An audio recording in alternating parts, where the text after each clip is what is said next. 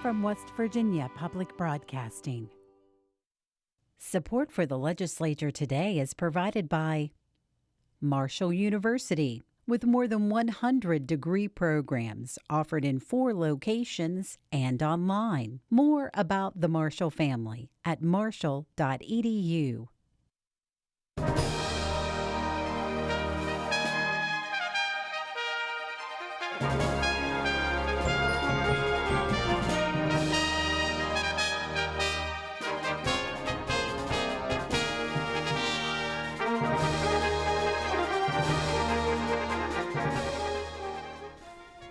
Good evening from the state capitol in Charleston. I'm Suzanne Higgins.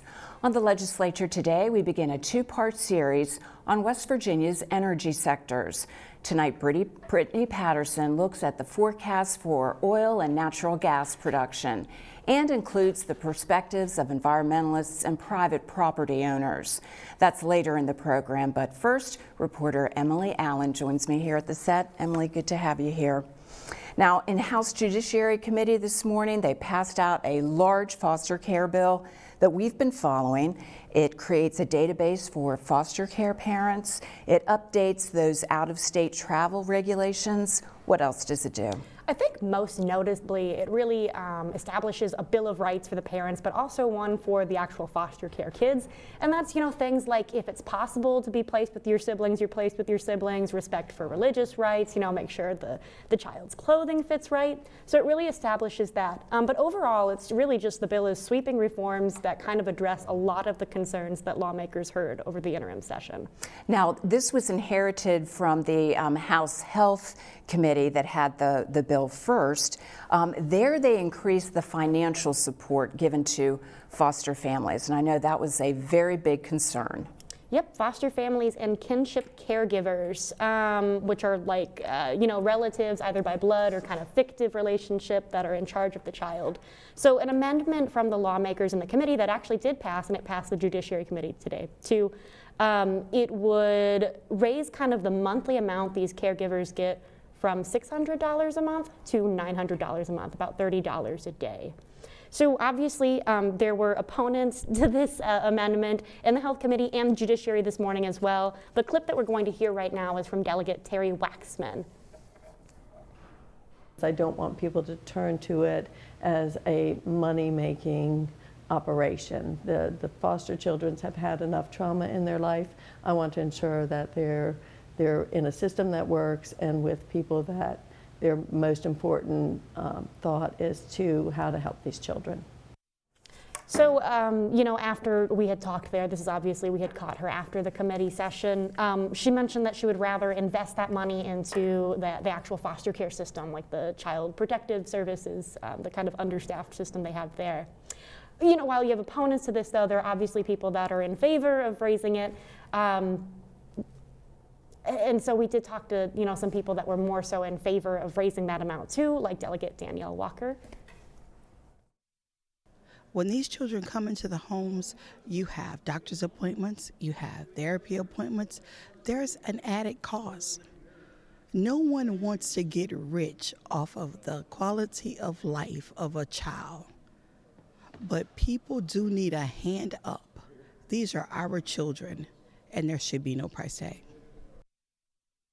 So that cost amount was a really big part of it passing the Judiciary Committee today. They also made some amendments to the standards to which we hold our guardian ad litems, the attorneys representing the children, but it did ultimately pass the Judiciary Committee, and it's moving on to House Finance. All right, over in the Senate side today, the introduction of a resolution supporting that repeal of the inventory tax on equipment and machinery on manufacturing. Now that sparked a very big debate, 15 to 20 minutes back and forth. Democrats wanting to make sure that the counties are made whole with that money, that they won't be missing any of that money. Republicans saying there will be a plan worked out in committee. So here's just a small sampling of what went back and forth today. First, we'll hear from Senator Mike Romano of Harrison County, and then Senate Finance Chairman Craig Blair of Berkeley County. As a former county commissioner, I can assure you that if we eliminate the business personal property taxes with no replacement, with no replacement at all except our word that we're going to make it up from the general fund, which is about as good to the next budget crisis. We're going to bankrupt counties. According to the National Tax Foundation, we have the 17th lowest taxes overall, better than any of our surrounding states by 10 positions. And we have the 15th lowest business taxes in the country. For decades, we've been one of the cheapest places to do business in the country. I just want to say, as somebody who makes creating jobs and good jobs one of my quests in life to leave behind when I get out of this place, I've never had a business say, your tax structure is out of control, we're not coming. I believe it's a 20 to 30 year long overdue effort to be able to make it so that West Virginia can actually attract the manufacturing jobs and give the tax relief to our citizens where it's needed without hurting the counties. You want to stop the population loss in West Virginia? You want to stop the loss of our best and our brightest? We've got to be able to give them job opportunities. That resolution was sent to both the Senate Judiciary and Finance Committees. In 2019, oil and gas production was up in West Virginia, but severance collections were down, affected by low natural gas prices and the slowdown of pipeline projects. Meanwhile, state economic developers continue to push for expansion, especially in related downstream industries. In just a moment, reporter Brittany Patterson will speak with guests who have great concerns about that expansion.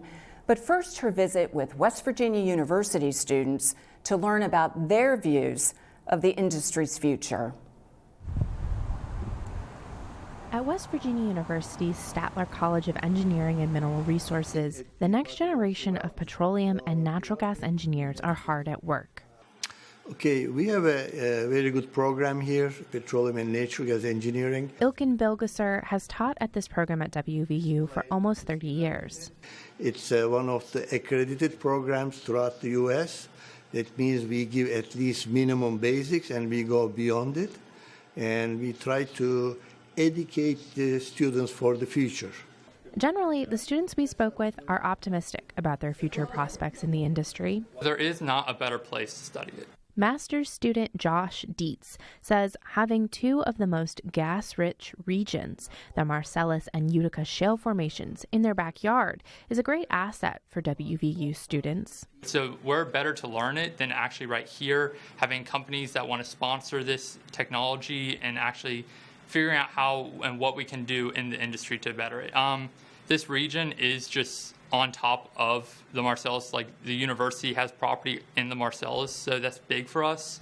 The Marcellus has been big for the state of West Virginia's coffers, too. We saw explosive growth for 4 years in a row. When the gas boom really started in West Virginia, we saw output growth of more than 40% per year for 4 years in a row. Tremendous, tremendous growth.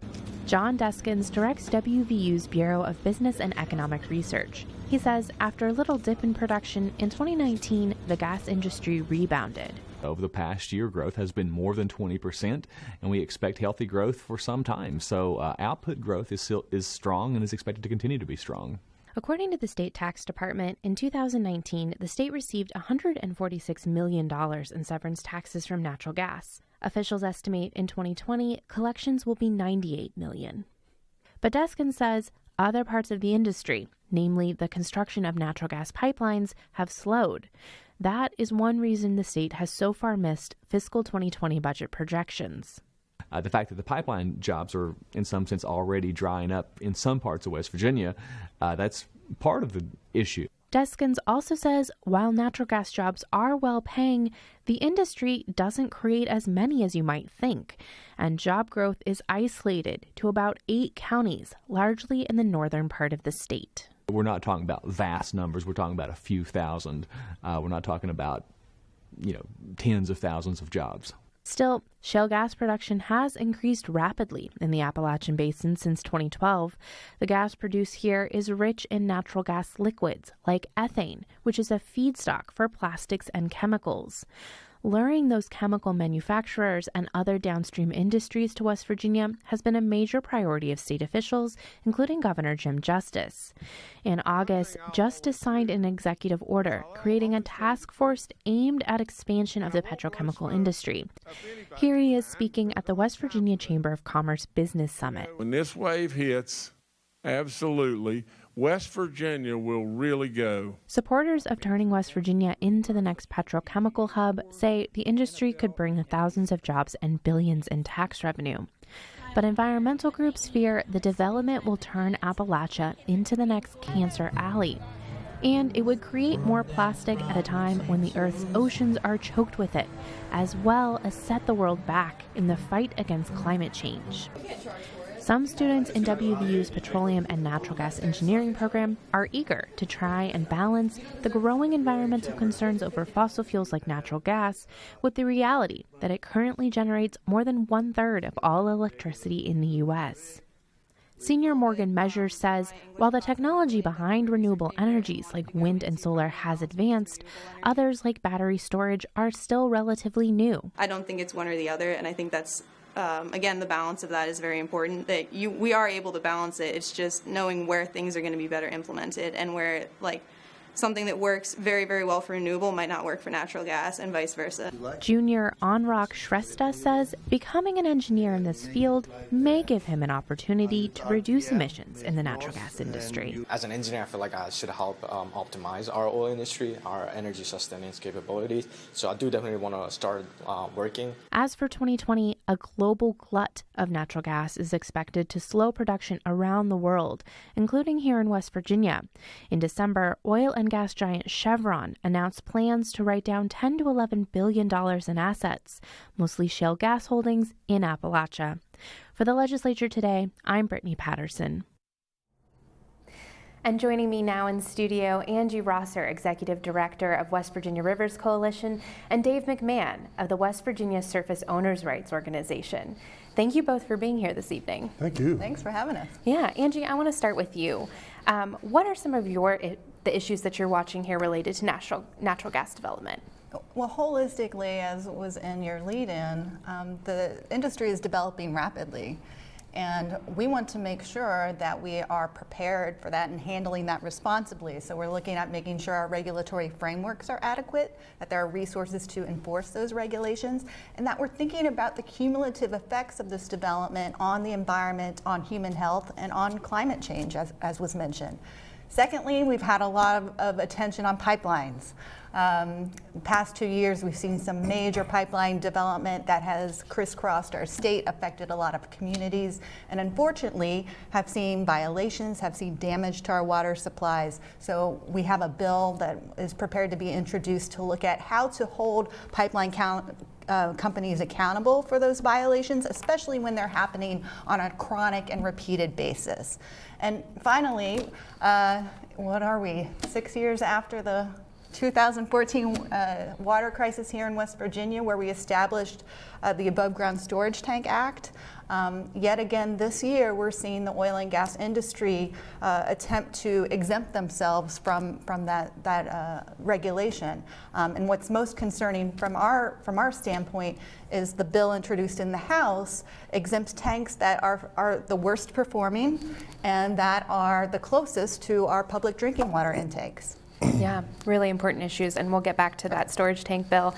Dave, I want to turn to you for a minute. It's my understanding that there's one issue that your organization has been especially focused on, and that's getting orphan wells plugged. What's the scope of the problem? What's going on? Well, what we've been really concerned at before now is that the industry has a right to use the surface to get to the minerals underneath the surface tract, but they've been using some unsurfaced for these huge pads that last a long time to drill not only into the pad underneath, into the tract underneath, but a mile or two in either direction. And fortunately, the West Virginia Supreme Court has said, we're right, they don't need to do that, and if any viewers out there had that done on them, they might want to go to our website. So now the issue is what we call we think the most widespread property rights and environmental problem in West Virginia, which is orphan unplugged oil and gas wells. We know that there are 4,500 that have been unplugged for so long that the driller went out of business and there's nobody to plug them. There's another 8,000 where the drillers should already have plugged them, but they haven't plugged them yet. And we think there'll be another 10,000 that'll be orphaned a couple years from now. So it's a huge problem. Yeah, I actually think we have some photos of some of these wells. There you go. So these were some photos that I actually took on William Suon's property in sort of northwestern West Virginia, wells just on his property that had been left there, and these are some that you provided as well. I understand that the legislature is once again taking up bills that might address this issue. Tell us a little bit about what's on the table. Well, there's money to plug existing orphan wells, and then we also need legislation to prevent future wells from happening, from being orphaned. There are 3 bills. One is a severance tax bill, and the industry has not been responsible in plugging these wells. They're coming around a little bit. There's a bill that will cut the severance tax for certain low-producing vertical wells from 5% to 2.5%, and put that towards plugging wells, orphaned wells. That may plug 30 a year. There's another bill that will let the horizontal drillers get an expedited permit, and depending on how many of them use the expedited permit, pay the extra $20,000 or $10,000. That will plug a few more wells. And then we have a bill for missing and unknown owners. Some of their money is sitting out there in the circuit clerk's office, and we think that money should be used to plug wells, because some of that money would go to surface owners above horizontal wells, but who aren't affected at all. So we think some of that money should go to plug orphan wells on people who have been hurt in the past. Yeah, I know that severance tax bill passed last year and was vetoed by the governor, and now it's coming through again. And I think that estimates, 50 to 60 wells might be plugged with the money that can be collected under that piece of legislation. Certainly that's not nothing, but is that enough given the scope of the problem? Well, it certainly isn't. I call it, you put a dent in the bucket of orphan wells. The real problem is there's a hole in the bucket because there's nothing to prevent future wells from becoming orphan. The current blanket bonding, $50,000 bond for these wells, no matter how many a driller owns, can be, $25 a well. And the transfer, this happened recently, a bunch of the big horizontal drillers transferred their conventional wells to a company called Diversified, who has put disclosures that shows in 15 years, these wells will not be profitable, and there'll be about 10,000 in West Virginia that still need to be plugged, and they're not making enough money even to produce themselves. Yeah, and these are sitting on landowners' properties and potentially leaking dangerous things into the water or the atmosphere. Angie, I want to turn back to you and back to this above ground oil and gas storage tank bill. I think it's House Bill 4079. Give us some background here. What are these tanks? What are some of the risks associated with them? Well, this bill, House Bill 4079, would exempt approximately 620 tanks that are located in what are called zones of critical concern. And those zones of critical concern were created knowing that is when, if a contaminant is released, it will reach a drinking water intake very quickly. So the risk is very high, and it's hard to respond in time, like we saw here in Charleston with the Freedom Industries tanks being so close to that intake. So we have never seen this move before by the legislature to remove regulations and protections from tanks sitting on top of drinking water intakes. The other concerning thing about this bill especially is when you look at the track record of these oil and gas tanks. They're smaller tanks, they're usually older, and they're aging. And of those 620 tanks I mentioned, right now 153 of those have been determined unfit for service. So 1 in 4 of these tanks should not even be used right now, let alone exempt from regulation. And last year when we looked back at the number of tanks that were released contaminants, 70% of those releases, these oil and gas tanks were the culprit. Wow, yeah. I want to bring a couple more photos up, Angie, that you provided us, and they sort of speak to some other issues that I know are top of mind. What are we looking at here? We are looking at the MXP pipeline, Mountaineer Express pipeline, and that is Fish Creek up in Marshall County. And this is typical of what we get most concerned about, where you can actually see that brown plume of sediment, that muddy mud coming off of the right-of-way of the pipeline. That is what we're supposed to be avoiding. That is a violation of water quality standards to see that much mud in a stream that affects aquatic life and the water quality there. Yeah. Another example, I think this was a citizens. Right, this was part of our citizens oversight program. We have folks out there in the community taking photos. This is in Braxton County. Again, this stream should not be muddy like this. You can see where the fencing has failed to contain the sediment. Yeah. So, one thing that we heard in my piece a few minutes ago is really the role that the natural gas pipelines have played in jobs and bringing construction jobs to the state and bringing tax dollars to counties and the state coffers. But it sounds like there are also some other major concerns on the environmental side of things. What have we seen over the past few years as we've seen pipeline construction ramp up? Well, in our view, we have not seen pipeline companies do the best job they can in protecting our water and protecting our communities. And our challenge to this legislature is to step up and adjust our penalty scale so that when a violation occurs, it's actually a deterrent to future violations. Some of these companies were seeing upwards of 40 into 50 violations, so that the penalties just aren't doing their job in terms of deterring repeat violations like this we're seeing. So that's a concern. Yeah, absolutely. Speaking of deterrence and enforcement, one thing I wanted to talk to both of you about this evening is, I've been hearing some concern from some lawmakers broadly about how DEP, the State Department of Environmental Protection, is able to enforce oil and gas operations, whether that's pipeline construction, whether that's what's going on with oil and gas rigs. And my understanding is that enforcement is almost entirely, if not fully funded by permit fees paid by the industry. So you see a downturn in the industry, then you've got a problem as far as what DEP is collecting. Earlier this year I spent some time speaking with citizens who were on their weekends going out and walking the pipeline routes, coming up with citizen inspections and sending that to DEP. And their thought was, this is a problem with enforcement. There are not enough inspectors out there.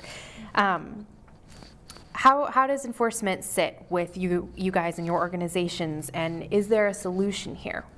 Well, with respect to oil and gas enforcement, these are the pads and those kinds of things, which is sometimes different than the pipeline enforcement.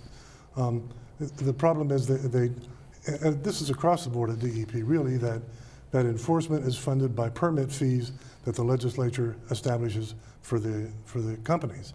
And so, of course, they have an incentive to keep the fees low and not get enforcement done. The oil and gas paid $140, did you say, million in severance taxes last year. Only $300,000 of that goes to the Office of Oil and Gas. Now, they get another $3 million, or last year they did, from permit fees, but that's going to go down. So we need more enforcement.